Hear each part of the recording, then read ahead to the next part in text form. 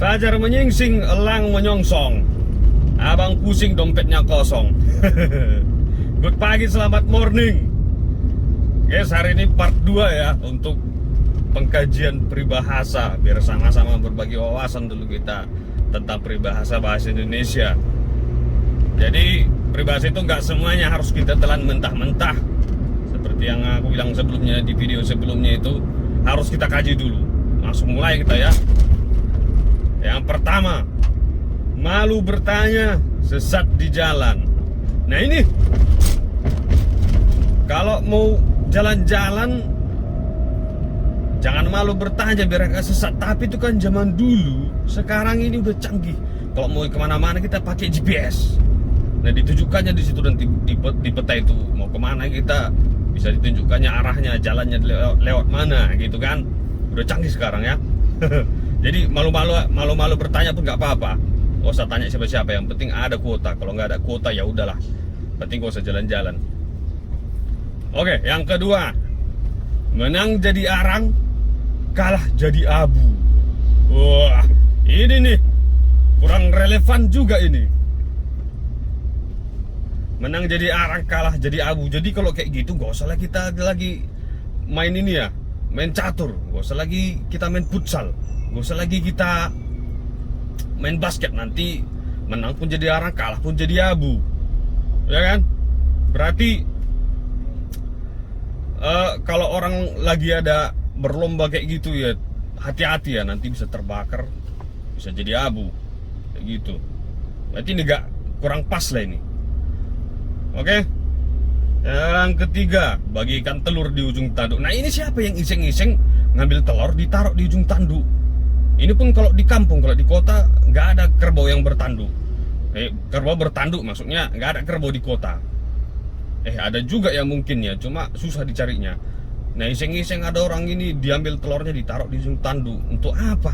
Apa bedanya gitu loh? Nah kan? Berarti artinya peribahasa ini kurang memungkinkan. Bagikan telur di ujung tanduk artinya kurang memungkinkan, karena sulit nyari kerbau dan kurang kerjaan ini. Jadi kalau ada kawan kalian itu yang kurang kerjaan, bilang aja sama dia, kau itu kayak bagikan telur di ujung tanduk kau gitu. Nah terus selanjutnya, ada asap ada api. Nah ini ada asap ada api nggak selalu ya. Kalau ada asap belum tentu ada apinya. Kenapa? Contoh kan kalau di rumah itu kadang-kadang ada fogging. Nah ada asap tapi coba cari apinya dari mana, nggak ada. Atau mungkin kalian yang nge-vape gitu kan, apinya di mana? Nggak ada apinya, ku tengok di situ kalau lagi nge-vape itu. Aneh kan? Makanya ini peribahasa ini perlu dikaji dulu sebelum diungkapkan, sebelum dilontarkan dari kita. Kemudian lanjut, bagaikan burung dalam sangkar. Nah, apa salahnya burung dalam sangkar? Ya, kalau burung itu lagi di hutan dia kan, terus dibikinnya sangkarnya dari apa, ranting-ranting gitu kan. Nah berarti apa? Berarti ini burungnya punya modal untuk bikin rumah sendiri kayak gitu. Artinya bukan orang yang terkurung, yang nggak bisa kemana-mana, yang hidupnya itu kayak di penjara gitu. Enggak. Tapi artinya bagikan burung dalam sangkar artinya orang yang punya niat untuk membangun rumah sendiri dan dia punya kebebasan kayak gitu. Jadi kalau ada kawan kalian yang bikin rumah sendiri, beli batu bata sendiri, bikin pondasi sendiri, berarti dia itu bagaikan burung dalam sangkar dia itu.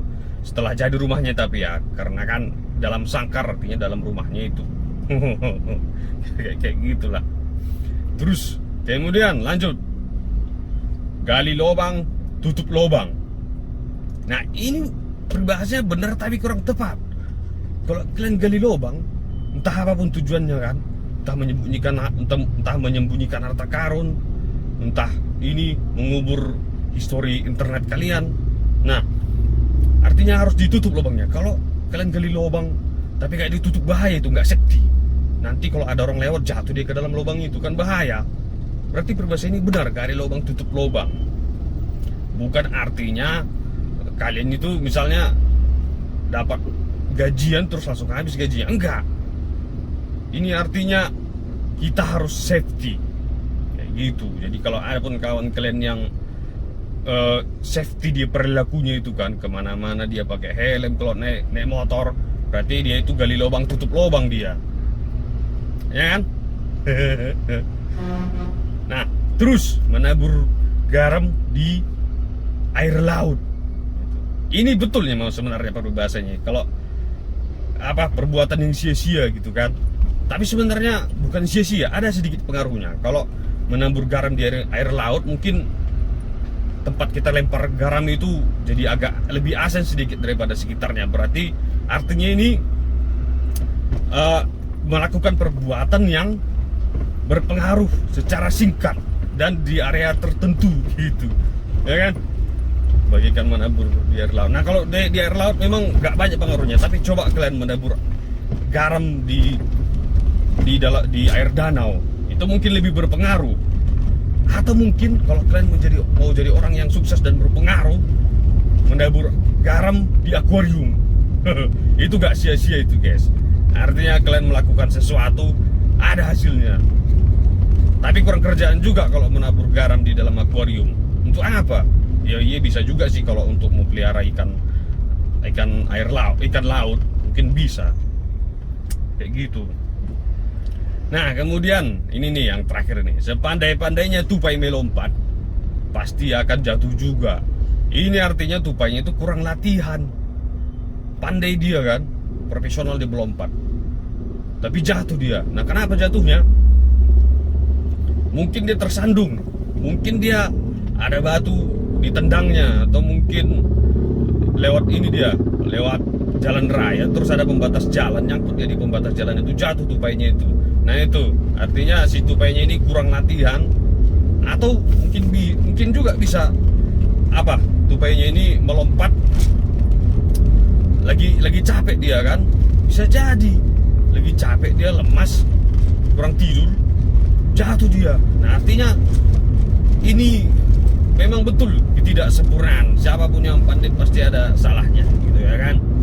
Ini agak-agak sepakat lah, berarti harusnya nggak usah kita kaji tadi peribahasa yang terakhir ini. Ya kan, karena bener yang lain-lain tadi udahlah, itu udah pas lah, itu mungkin nggak harus kita setuju, tapi yang satu ini oke lah, kita skip gitu ya. Jadi untuk pagi ini cukup sekian peribahasa yang mau kita bahas. Nanti kalau ada lagi peribahasa yang kudapatkan yang mungkin perlu kita perbincangkan kayak gitu kan, nanti bikin lagi video ya, terus kita bahas bersama-sama. Oke, terima kasih kawan-kawan sudah menonton, semoga menambah wawasan. Selamat pagi, good morning.